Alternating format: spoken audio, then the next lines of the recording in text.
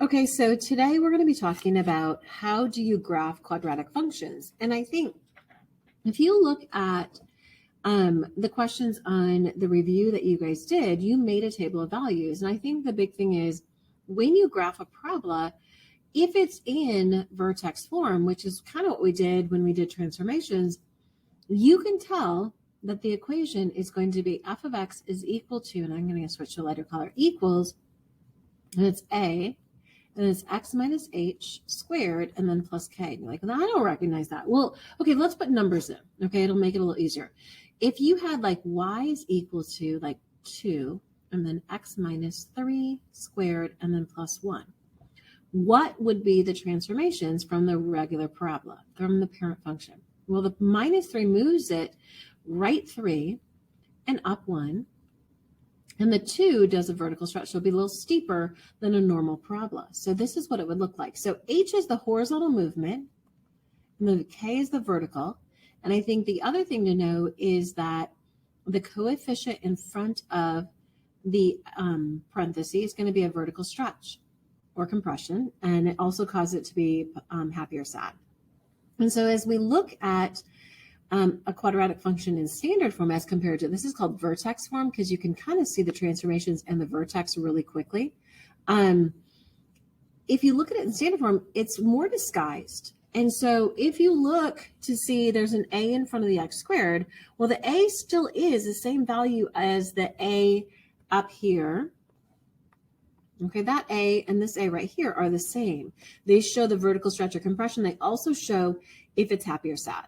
The b term is the x term, and then the c term is the constant, and that does not tell you left and right. It doesn't tell you up or down. It doesn't show those things, especially if there's a b term. And so it's more disguised as to what the shape will look like.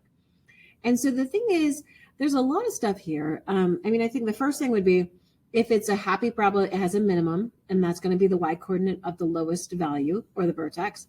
And then the maximum is going to be the top of a parabola. So a graph will either have a top or a bottom, depending which way it opens.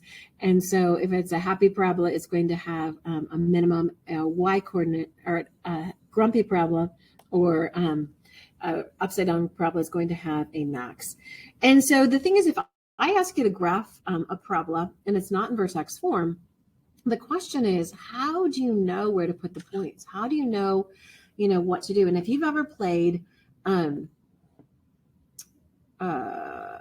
what's it called? Battleship, you have to guess and check until you find someone else's ship. And so the thing is, a parabola might be scooched left to right. It's a lot easier if you cheat at Battleship. And I'm not saying you should cheat, but I'm just saying with a parabola, you want to be done with this, especially when I ask you to not use a graphing calculator to graph this.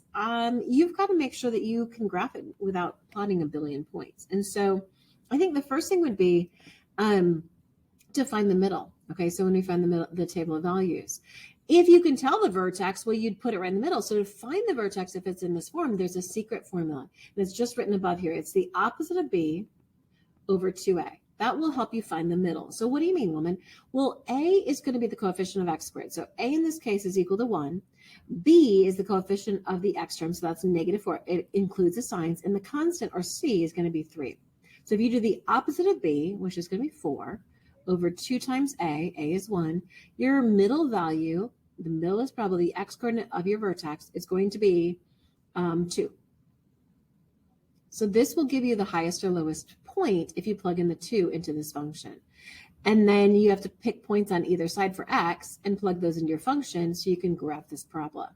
And so just make sure you square the x and then do -4 times it and then add 3. When you find the middle value, if you found it, then you're going to see symmetry on your values. So plug in 2. So 2 squared is 4.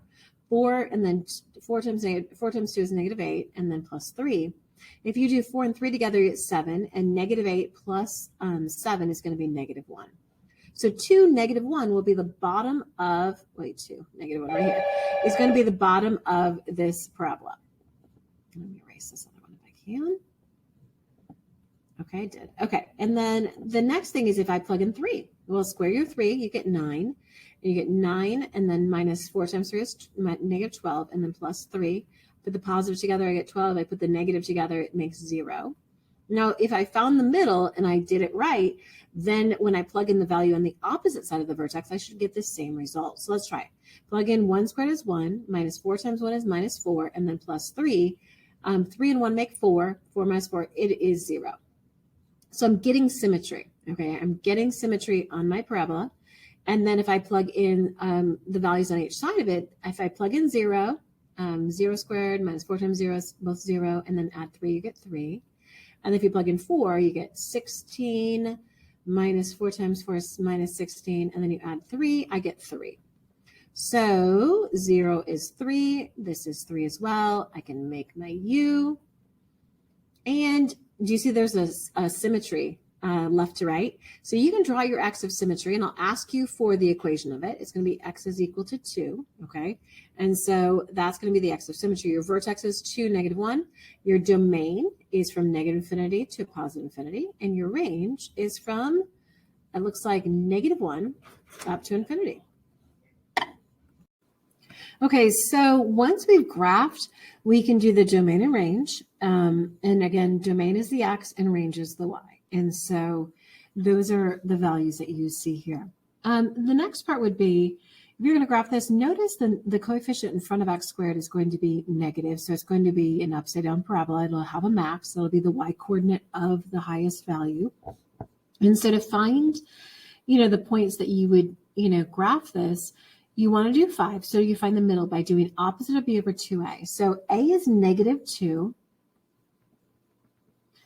B is equal to 8, and C is equal to negative 3. So you do the opposite of 8, which is negative 8, over 2 times A, which is negative 2. It's negative 8 over negative 4, which is going to be the value of 2. And so plugging 2 into this function, I'm going to erase this if I possibly can. And if we plug 2 into this function, we're going to be able to say, I don't know why it's taking forever.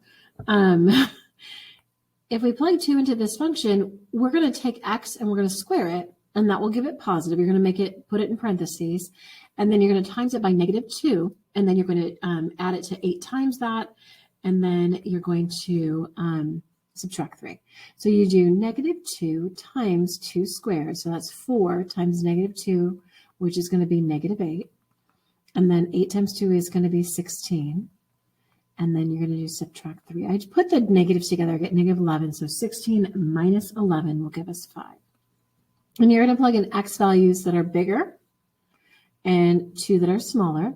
And if you found the middle and you're plugging it in correctly, you're going to get symmetry. Okay, so let's plug in, say, 3. And so if you do put a 3 here, let's see if I can erase this here. You're going to do 3 squared, which is 9, and then times it by negative 2, which is negative 6. And so then you take negative 6. 3 squared is 9 times 2 is negative 18. So, and then plus 8 times 3, which is going to be 24, and then subtract 3. And you're going to get 3 for your answer. If you plug in 1, let's see if we get that. 1 squared is 1 times 2 is negative 2. You get negative 2. 1 squared, 1 times 8 is 8. And then subtract 3, 8. And then negative 2, negative 3 is negative 5. So that will give us 3. Plugging in 0 is really great because the first 2 terms become 0 because 2 times 0 and 8 times 0. And then minus 3 is negative 3.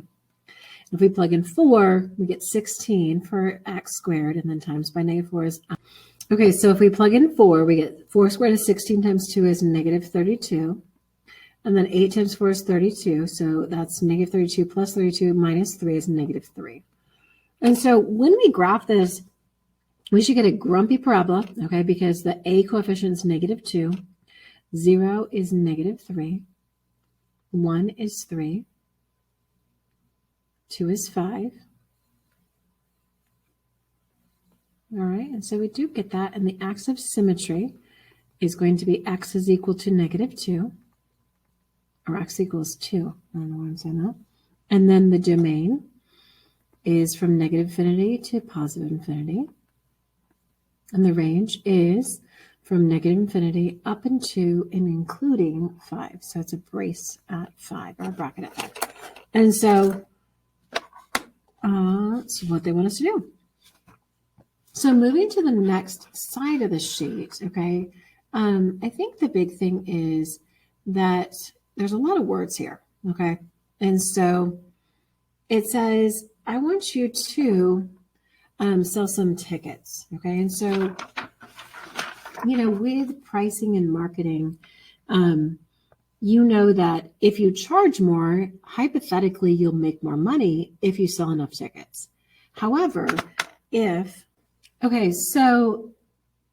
you change the price of a ticket, well, you'll get more money as long as you sell more tickets, right? Or enough tickets to be able to bring it. If you make it so expensive that nobody wants to buy the tickets, well, then you're not going to make much money. So let's let X equal the number of 50-cent increases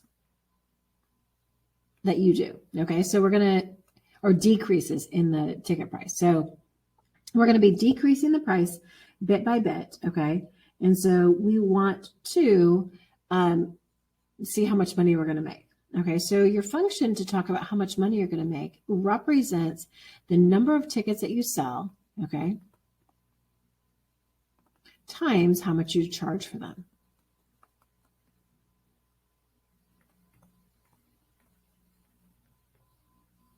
Okay, so we want to maximize that. So we've got to find the product of how many tickets you'd sell times how many tickets, the price of them, and then we'll figure out, how much we make. So we sold 250 for $8 last year. Okay, and so think about if we want to reduce the price, we think that you're going to sell 25 tickets for every reduction of 50 cents. So if you've got 250 tickets originally last year. Okay, to keep the price the same, it'll be that you hope to sell the same, but you're going to add to that 25 tickets for every decrease in price that you do. Okay, so you're going to get more price. If you lower the price like 3 times, you're going to sell 75 more tickets. Okay, so the next part says, well, let's talk about how much you're going to charge. Well, if you decrease the price a bit, well, then, you're obviously not going to make as much per ticket. So